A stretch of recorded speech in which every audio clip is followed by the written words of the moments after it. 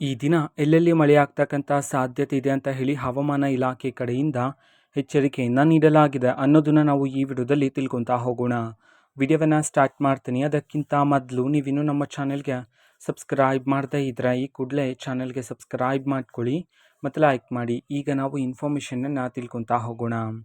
ಹೌದು, ಇವತ್ತು ಅಂತಂದರೆ ದಿನಾಂಕ 11/6/2026 ಇವತ್ತು ಎಲ್ಲೆಲ್ಲಿ ಮಳೆಯಾಗ್ತಕ್ಕಂತಹ ಸಾಧ್ಯತೆಗಳಿವೆ ಅಂತ ಹೇಳಿ ಹವಾಮಾನ ಇಲಾಖೆ ಕಡೆಯಿಂದ ಎಚ್ಚರಿಕೆಯನ್ನು ನೀಡಲಾಗಿದೆ ಅನ್ನೋದನ್ನು ನಾವು ಈ ವಿಡಿಯೋದಲ್ಲಿ ತಿಳ್ಕೊತಾ ಹೋಗೋಣ.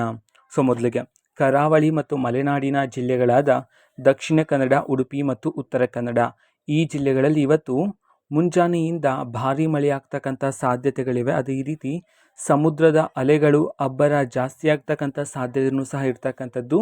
ಜೊತೆಗೆ ಗಂಟೆಗೆ 40-50 ಕಿಲೋಮೀಟರ್ ವೇಗದ ಬಿರುಗಾಳಿ ಸಮೇತ ಭಾರೀ ಮಳೆ ಆಗ್ತಕ್ಕಂಥ ಸಾಧ್ಯತೆ ಇದೆ ಅಂತ ಹೇಳಿ ಹವಾಮಾನ ಇಲಾಖೆ ಕಡೆಯಿಂದ ಇದೀಗ ಎಚ್ಚರಿಕೆಯನ್ನು ನೀಡಲಾಗಿದೆ.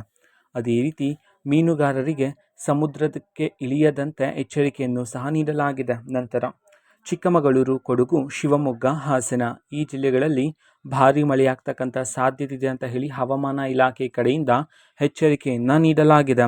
ನಂತರ ದಕ್ಷಿಣ ಒಳನಾಡಿನ ಭಾಗಗಳಾದ ಬೆಂಗಳೂರು ನಗರ ಮತ್ತು ಬೆಂಗಳೂರು ಗ್ರಾಮಾಂತರ ಈ ಜಿಲ್ಲೆಗಳಲ್ಲಿ ಮೋಡ ಕವಿದ ವಾತಾವರಣ ಆದರೆ ಇರ್ತಕ್ಕಂಥದ್ದು. ಮಧ್ಯಾಹ್ನ ಅಥವಾ ಸಂಜೆಯ ನಂತರ ಗುಡುಗು ಸಹಿತ ಸಾಧಾರಣದಿಂದ ಭಾರೀ ಮಳೆಯಾಗ್ತಕ್ಕಂಥ ಸಾಧ್ಯತೆ ಇದೆ ಅಂತ ಹೇಳಿ ಹವಾಮಾನ ಇಲಾಖೆ ಕಡೆಯಿಂದ ಇದೀಗ ಮಾಹಿತಿಯನ್ನು ತಿಳಿಸಲಾಗಿದೆ.